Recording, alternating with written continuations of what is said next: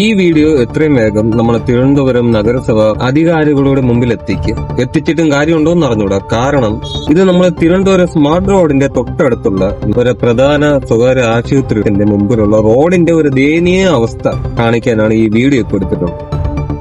അത് റോഡ് ശരിയാകുന്നില്ല. അത് ഇവിടുത്തെ ആൾക്കാർ ആരും സഹകരണമില്ല.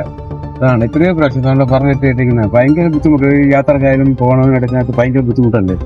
പേഷ്യന്റ് ആംബുലൻസ് ഒക്കെ പോകണം ഭയങ്കര ബുദ്ധിമുട്ടാണ്.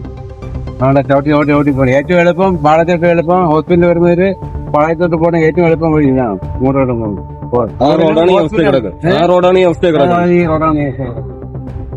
ചവിട്ടിയാൽ പോലും കിട്ടൂല. അത്രയും ഡേഞ്ചർ. അപ്പൊ ഒരുപാട് പേര് കഷ്ടപ്പെടുന്നുണ്ട്.